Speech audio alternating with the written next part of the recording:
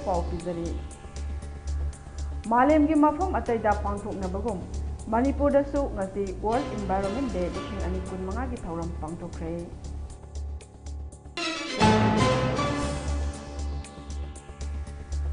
Parliament की monsoon session जुलाई की तांग 22 की फंबा हौरगनी किरण रिजिजू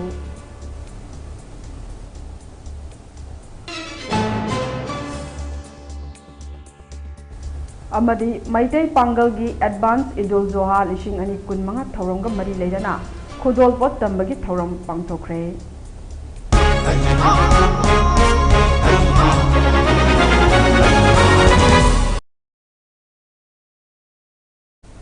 खुरुमजरी मामी टीवी ने संदोकचबा मणिपुरी पाउ मिरेक ताबिरी बसिंबो निरुपमा मुतुम न तरामना ओक्चरी पाउ संदोन पिजरी पार्लियामेंट की मॉनसून सेशन मथंग था जुलाई की तांग 22 के अगस्त की तांग 12 फाउबा फमलगनी हाइना union minister for parliamentary affairs Kiran रिजिजूना फोंदोखरे union defence minister Rajnath Singh ना चेयर लौदुना पांथोखिबा cabinet committee on parliamentary affairs ना नुमित सिंह अदु रिकमेंड तौखिबनी हाइना किरण रिजिजूना पाउमी सिंह दा फोंदोखे पार्लियामेंट की मॉनसून सेशन फमनबगी तारीख लाउथोखिबा अदु ऑपरेशन सिंदूर की मतंगदा खननबा ऑपोजिशन ना स्पेशल सेशन फमनबगी डिमांड अमा तौखिबा अदुगी मायोक्तनी हाइना ऑपोजिशन हाइदे रूल सिंह अदुगी मखादा मॉनसून सेशन अदुगी मनुंगदा हिरम पुमनमक खनब याय हाइना ऑपोजिशन की डिमांड अदुगी मतंगदा हंगलखिबा वाहंग अमगी पाउखुम पिरदुना किरण रिजिजूना हाइखिबनी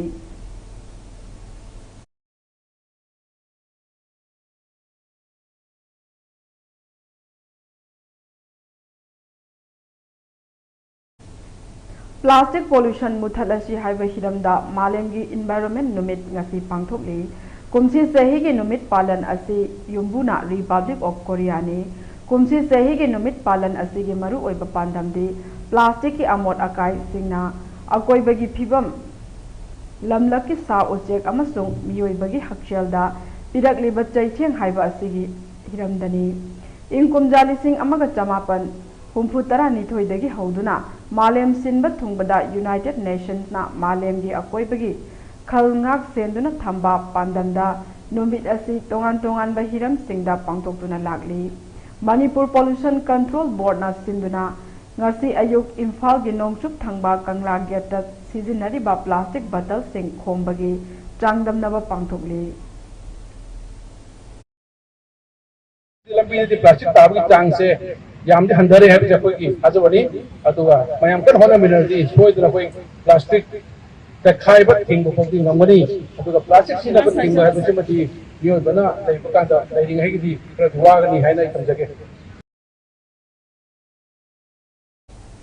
ngasi जून की तांग मंगा असी मालेम की मफम कयादा वर्ल्ड एनवायरनमेंट डे पालन पांथोकनरी मणिपुर दसु ngasi मफम कयादा वर्ल्ड एनवायरनमेंट डे 2025 की थौरम पांथोकनरी मफम कयादा उ थाबा अमदी उपाल सिंगना आइखोइ मियोइबदा पीरिबा कानबसिंगी मरमदा अवेयरनेस प्रोग्राम सिंग पांथोकपना मरु ओइबा थौरम सिंग ओइरी साहित्य थौपांग लुपना सिंदुना ngasi वर्ल्ड एनवायरनमेंट डे 2025 की थौरम मेजर खुलदा लैबा मणिपुर प्रेस क्लब की थांगजिंग होलदा पांथोखरे चयेसी की theme the beat plastic pollution हाइबा असिनी TH Mohendra Pratap Singh retired IFS अमदी RK Buddhimanta chairman travellers forum मणिपुरना अथोइबा मिथुंग लेंसिंग ओइना सरुक याखी थौरमगी मपुंग ओइना एनवायरनमेंट कननबा होटनबदा अचौबा थौदांग लौदुना लागलिबा एनवायरनमेंटलिस्ट डॉक्टर खांगेंबम समुंगौदा निंगोंबम फैराबा अवार्ड 2025 पीदुना इकाई खुनबा उठके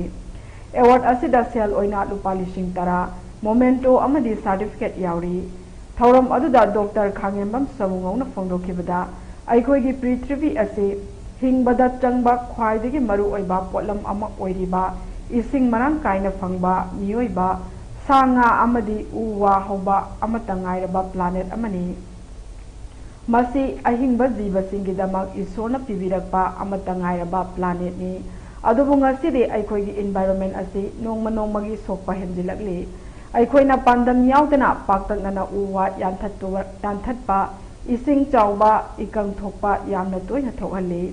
masi kananaba u marang kaina thagadabani ngasidi plastic ase environment ta yamna chawna singnaba ama oire plastic ki pollution ase yamna wangle plastic na u dongna wangna paiduna leiba aikoina thengnare masi afaba khudam nate aikoina plastic ki pollution ase hantahana na ba matam oire haiba wafam sing phongdokhe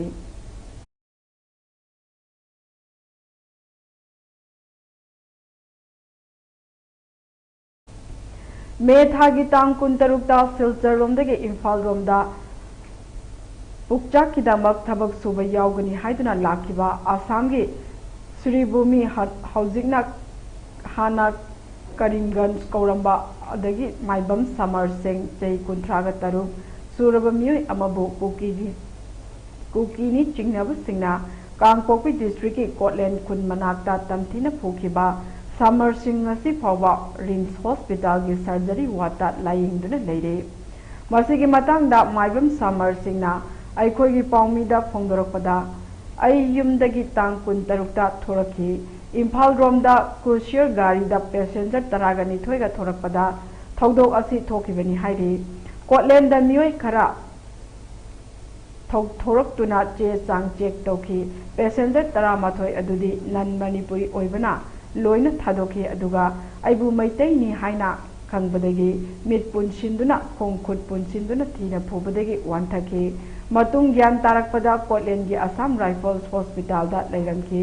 मतुंग RIMS hospital दा transfer तौबदगी ngasi फावबा Larry हाइना फोंदोखी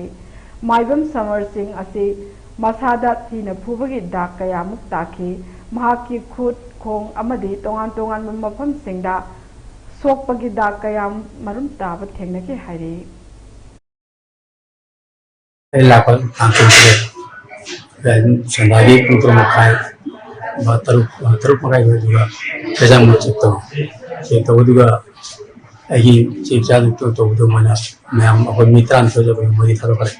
एवं मानी पुंजले मामू पुंजले पू कोना तो रे नाले को पुंज पू ने चला का पू पर ना ये वाला रे अरे काजी तो क्या भी ना कोना पर ना वो जेम लोन तो ना वो जेम लोन जब पर हम जान लाइन कंपनी लाइन वो भी करें कमी मन पू कोन तो होता ये वाला ले कहीं ले करे लेकिन मैं पेज में कोना पर ना लाइन ना वो पर लेकिन करेंगे जेम कोना तो उन्हें ले वाला ले आंगला के बंदे ले सिक्किम की नोंगपोक थंगबा माइकैदा लम कोइबा सिंग पंदुना लेरकपा अदु स्टेट लैंगांगना अथुबा मतमदा लौथोकनना होटनारी हाइरी पाउगी लिखुन अमगी मतुंग इना चीफ मिनिस्टर प्रेम सिंह तमांगना ngarang awangpa thaki mifam ama phamduna मंगल डिस्ट्रिक्ट हौजिक ओइरिबा फिबम अदु कुपना यिंगसिनकी लम कोइबा सिंग अदु मफम अदुदगी लौथोकनना होटनाबदा नोंग सिंगी फिबम फत्तबना खुमांग चौसिनबा ngamdri हाइरी लानमीगी MI-17B5 हेलीकॉप्टर अनि सिजनदुना मी कनबगी थबक चथरी चुमथांग अमसुंग लजिन फावबगी लंबी थोंग अनि टेकखिबदगी लम कोइबसिंग अदु पैराचूट पाइदुना लैरखिबनी मरोमदा इंडियन मेट्रोलॉजिकल डिपार्टमेंट की मतुंग इना लाखलिबा नुमित तरुक असिदा अवांग नोंगपोक स्टेट सिंगदा मयाय ओइरब नोंग चुरबा याय हाइरी जम्मू काश्मीर यावना अवांग नोंगपोक भारतता मयाय ओइरब नोंग चुरगनी हाइरे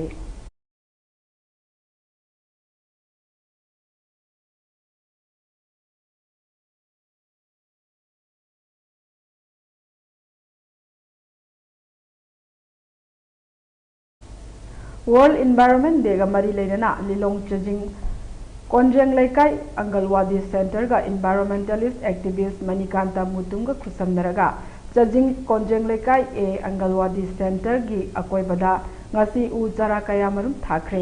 phawa masiga mari leina environmental activist manikanta mutum na phongdokhibada honglakli ba aing asa environment asi aduki matik sokpa haibadu oire chingda upal kaya kokthokpa amade upal kaya yanthatpa kuina sangna tarokli bana hojik mak ising ichauna wariba asidi hena chaithing piba haibadu oigani world environment day खक्त उपाल थारगा photo video दा पाउदा हामननबा खक्त उ थाबिगनु उपाल अदुबु थाख्रबा मतुंगदा हिंगननबगी वाखलोन अइखोय खुदिंगमक्ता लेमिनसी हाइना महांगना फोंदोखे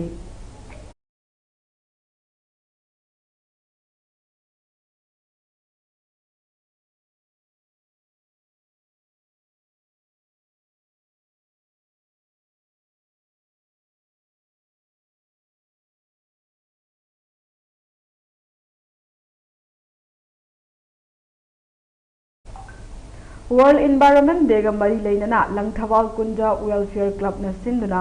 लंगथवाल कुंजा मखा लेकाय द लेबा लंपाकी अकोइबदा ngasi उ जरा कया थाबगी थबक चथखरे हाइबा लंपाकी अकोइबदा उ जरा कया थाबा अदुगा मरी लेना लंगथवाल कुंजा वेलफेयर क्लब की प्रेसिडेंट निंगथौजम खोगेन फोंदोखिबदा लंगदम असिदा महौसागी खल कायदना बहाइदुना मियोय कयाना उ पांबी सिंग थानरे अदुबु उपांबी कया थारमलगा निंथिना येंगसिंदबा असिनसु मरम ओइरगा मपुंग फाना हौरकपगी चांग नेमहल्ली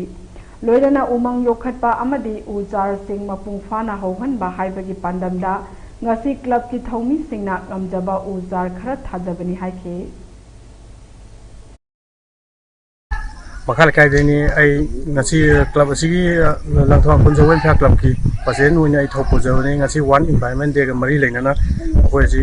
उजा थाबे प्रोग्राम का क्लब असिदा पांगथोक जवने कोइना पांगथोय पांडम दे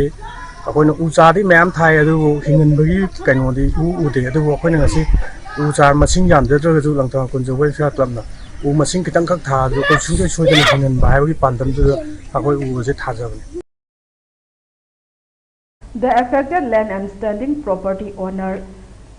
of National Highway 37 Faitol Amadi Tadbung Khungi National Highway 37 Imphal Jiribam Lambi Pakthorakpada Faitol Amadi Tadbung Khungi Lam Amadi Yung Kai Sokliba Asigi Pifam Thokpa compensation asi ngasi phawba pibidaba asi yamna nungaite aduna aikoi thabak thingba hauragani haina Faitol Village Authority ge Chief Chairman PM Thangana wafam kaya phongdorakli PM Thangana makhatana haikibada atopa khungidi loina pifam thokpa compensation pinakre adubu tadbung amadi Faitol khungidi ngasi phawba paisa pibidri Tamenglongi DC na paisa piragani haiduna kayarak haibire adubu thabak oina ngasi phawba tawbidre aduna aikoina NHI CDL company da thabak suriba aikoigi khun tadbung amadi Faitol gi lambi kakpagi thabak thinglagani haire aikoigi paisa pibidriba phawba kanagi suwa tarawe haina mukoina makhatana phongdoke national highway NH 37 के अंदर package 7 के अंदर तादबुक और phytol में अभी तक compensation जो नहीं मिला है अभी तक नहीं मिला है इसकी वजह से हम लोग एक बार बंद किया कंपनी वाला को हम लोग कटिंग करना नहीं दिया डीसी ने बुलाया डीसी ने दे देगा करवा लो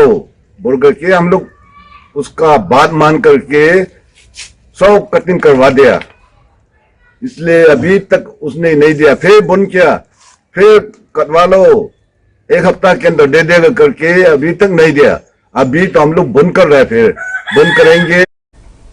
ngasi All Manipur Ethical Socio-Culture Organization AMESCO na Maitai Pangal gi Advance Idul Zoha Rishing Ani Kunmanga Thauramga Mari Leinana Khudol Pot Tambagi Thauram Pangthokre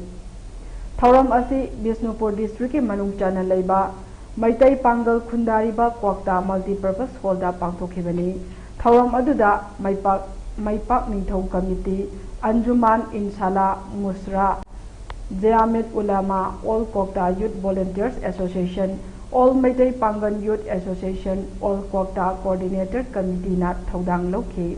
Khudol Pot Tamba asida Kwakta Maning Chingda Khundariba Kangpokpi District ki Manung Chana Nongsai Sirugi Khunja Singa Maitai ga laktuna Maitai Pangal Sing Khudol Tamni nakhi AMESCO ki President Chinglemba Wahengbam Sadar Jamat Ulama Kwaktagi MD Insha Udin Kwasmi Chairperson of KMC Mrs. Minarjan Atai Makok Thongba Sing Mithungnen Sing Oina Saruk Yakhi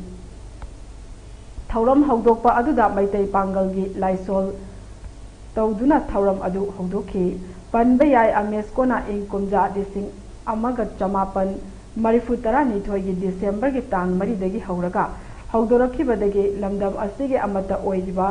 लिपुन असिबो हेना चेसिननबगीदमक इचिल इनाव अमदी खुंदामिनरिबा फुरुप खुदिंगमकी हौरकफम खोंगुल लिमिनबगी सरुक अमा ओइना पांथोकपनी हाइरि थौरम अदुदा adviser अम्पियागी ओजा जिया अमदी अमेस्को general secretary Deepu वांखै Mayum अनिना वाफम कया फोंदोखी अमेस्को ना सिंगलगा कोटागी सोना सिंगलनी ईदुल फितर से मरी लेना मसी असमाने कोई मणिपुरी पुन असमाने पाथोप तारगदी हानगी मणिपुर की कोई नुसी चानबा दुबा फिल्मदो हजलकनी है बिसे याम वाना थाथले होजिक सो कोई सुम खंजब मतमदा मपांगी मकम कयागी थिलना मरम भरगा मणिपुर की फजबा कोई सितम से थुबाइन न बोल बेसे मणिपुर एबा फाबी को कोना कम्युनिटी को कोना यारो कना कना बा दे मपाल देकी आइदारे खल गयागी खिंचागा जाति बिजाति तोंगान नगा की पांगो मेटी सुमाइना खाइदो अगर सिंगल कोई लंबी बिचलक बजे मसी के अगेंस्ट मणिपुर सापुन मणिपुर लेबा चिंगी तमी जाति सदै पुन लेबी हमसे पुन कोइना मिसिना लेबा हाइ लेबा तो लेगिदबनी मरुइना आइकुदि नंगम सिदा लमिनरिबा आइकुदि फुरुपसि अमसु नलिगी मतंदगी थौना नुसी सानने लेरतब फुरुपसि असि नसिदि असौबा तुमान बा सपुद साफु क्या संगतना लंदम असि लेबाक लेहाउ सानदबा अदु ममो मतौ क्या मरुना मरम ओइरगा लंदम असि नसिदि तुमान बा खाइबुं दी वाखलुन क्या नुलाई अदु मवाखलुम अदु आइकुनि सबचाना थिंगगदबनि हाइबा अदु मा अपुनबगी फिरेप अमगा लुनना नसी अमेस्को नमरुइबा थौदांगुना माइपाक उन्थौ कमिटी अदुना लुनना जामिक अंजुमान अकीबो अम्पो अमसुम ओल क्वाक्ता कोर्ट मालेमगी महौसागी अकोइबा कन्बा नुमित वर्ल्ड एनवायरनमेंट डेगा मरी लेना ngasi all manipur united clubs organization amuko manipur students federation msf amadi thangmaiban united club tuc ga puna khusamnaduna thangmaiban chairau sing athauba singi khubamgi akoibagi mafam singda uzar pambi kaya ama mai pakna thakre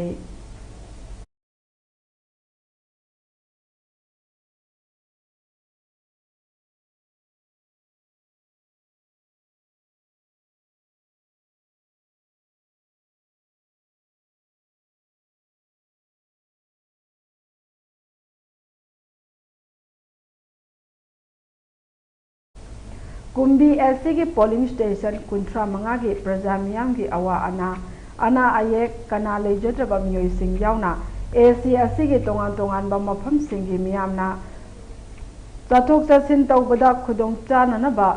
चादना लेरंबा लंबी थोंग सिंग team of वांगखेंग Shobana सेमजिन बिरकपा अदुदा Kumbhi municipal council की ward number 4 polling station 15 की युमथोंग चामग यांखै की voter चामरीग यांखै हेनबगी प्रजा मियामना मपुंग फाना सौगतुना अमता ओइना चटमिनरगनी हाइदुना ngasi social activist national awardee wangkhem sobaga loinana chakhot thorang gi matangda punna khana nainabagi mifam ama kumbi laibung makhong community hall da pangthokre mifam aduda maikai adugi praja miyam ge lifeline lambi ama oiriba kumbi thongkhong dagi खुगा river मपान लंबी की इथाई वापोपी फाउदुना चटलिबा थांगा AC की खुन कया चटखिगदबा कुंभी assembly constituency की मनुंग लंबी की सरुक सिंह असे सुंगसेम सेंबिद्रे मसी करीदगी नो हाइबा तारगदी अखोगी मियामना थमोय सेंबा लुचिंगबा खलौदबगी नि हाइरे अदुना प्रजा मियाम की दमक येंबिरकांदा मिसक अदु हौजिक्तगी वाखल तौब यारे अखोई कुंभी प्रजा मियाम पुनशिलगा लेरगुमसे अखोई पंगमले मीना हाइरिबा मखै याबा मीना तौरिबा मखै याबा तोक्लसी अखोई से करंबा थाकता हिंगलसिगे करंबा थाकी मीगा मालना हिंगसिगे हाइबा अदु खनबा मतम यौरे अदुना अफबा लीडर कमाइना खनगनी हाइबा अदु पुन्ना खनथमिनबगी मतम ओइरे हाइबा वाफम सिंग फोंदोकनकी social activist national awardee Wangkhem सोबाना हाइखिबदा ꯑꯩꯈꯣꯏꯒꯤ ꯐ꯭ꯌꯨꯆꯔ ꯑꯁꯤ ꯅꯨꯡꯉꯥꯏ ꯌꯥꯏꯐꯅ ꯂꯩꯕ ꯍꯦꯟꯅ ꯃꯁꯛ ꯊꯣꯛꯄ ꯑꯃ ꯑꯣꯏꯍꯟꯅꯕ ꯍꯥꯏꯕꯁꯤ ꯍꯧꯒꯠꯂꯛꯂꯤꯕ ꯌꯨꯠꯁꯤꯡ ꯁꯦꯝꯒꯠꯄ ꯃꯊꯧ ꯇꯥꯏ ꯑꯩꯈꯣꯏꯒꯤ ꯌꯨꯠꯁꯤꯡ ꯁꯦꯝꯒꯠꯁꯤ ꯍꯥꯏꯕ ꯇꯥꯔꯕꯗꯤ ꯅꯤꯁꯥꯒꯤ ꯏꯄꯥꯛꯇꯒꯤ ꯂꯥꯞꯊꯣꯛꯍꯟꯕ ꯗꯔꯀꯥꯔ ꯑꯣꯏ ꯌꯨꯠꯁꯤꯡ ꯃꯁꯥ ꯃꯎ ꯐꯍꯟꯕ ꯌꯥꯝꯅꯃꯛ ꯃꯊꯧ ꯇꯥꯏ ꯍꯥꯏꯔꯗꯨꯅ ꯁꯔꯀꯥꯔꯅ ꯋꯥꯔ ꯑꯦꯒꯦꯟꯁ ꯗ꯭ꯔꯒ ꯍꯥꯏꯗꯨꯅ ꯆꯪꯁꯤꯜꯂꯤꯕ ꯈꯣꯡꯖꯪ ꯑꯁꯤ ꯊꯃꯣꯏ ꯁꯦꯡꯅ ꯆꯪꯁꯤꯟꯕꯒꯤ ꯃꯃꯤ ꯑꯗꯨꯕꯨ ꯑꯩꯈꯣꯏ ꯎꯕ ꯐꯪꯗ꯭ꯔꯤ ꯑꯗꯨꯅ ꯑꯩꯈꯣꯏꯒꯤ ꯅꯍꯥꯁꯤꯡ ꯉꯁꯤ ꯗ꯭ꯔꯒꯀꯤ ꯏꯄꯥꯛꯇꯒꯤ ꯂꯥꯞꯊꯣꯛꯅꯅꯕꯒꯤꯗꯃꯛꯇ ꯗ꯭ꯔꯒꯀꯤ ꯄ꯭ꯔꯣꯕ꯭ꯂꯦꯝ ꯑꯁꯤ ꯁꯣꯜꯕ ꯇꯧꯕ ꯉꯝꯅꯕꯒꯤꯗꯃꯛꯇ ꯊꯃꯣꯏ ꯁꯦꯡꯕ ꯂꯨꯆꯤꯡꯕ ꯈꯔꯅ ꯁ꯭ꯇꯦꯠ ꯑꯁꯤꯗ ꯃꯊꯧ ꯇꯥꯏ ꯍꯥꯏꯅ ꯐꯣꯡꯗꯣꯛꯈꯤ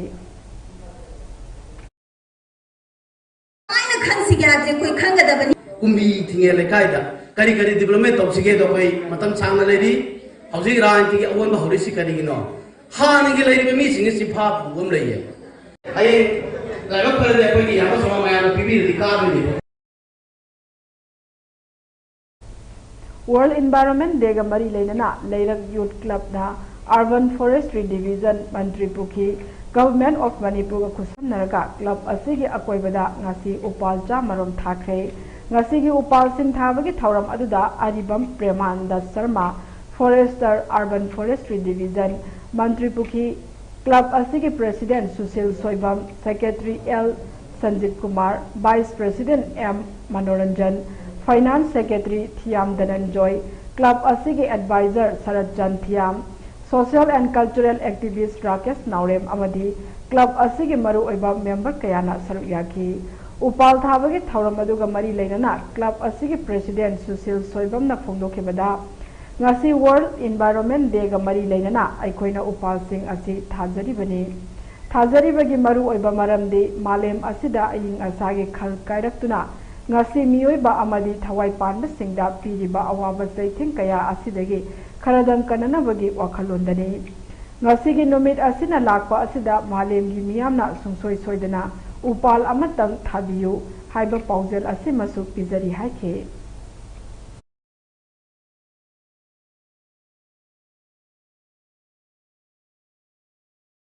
Forestry Division Government of Manipur ka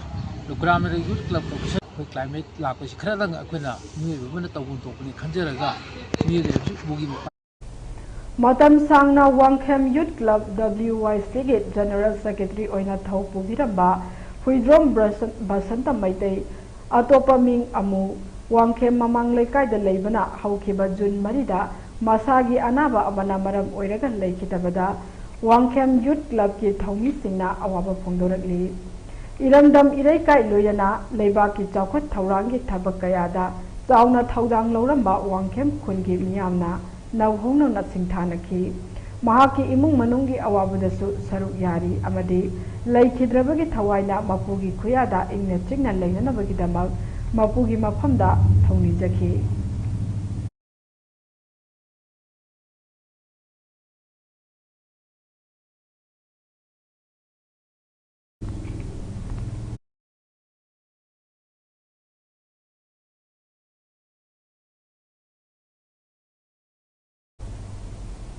अरोबदा मरुबा पाउ मना पिजरी मालेमगी मफम अतैदा पांथोकनबगु मणिपुरदसु ngasi वर्ल्ड इन्वायरमेंट डे 2025 गी थौरम पांथोखरे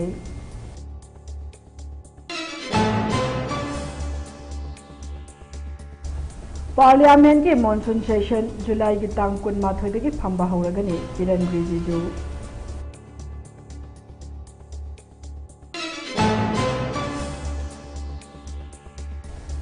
अमदी मैदै पांगलगी एडवांस इदुल जुहा 2025 थौरमगा मरी लेना खुदोल पोत तंबगी थौरम पांथोखरे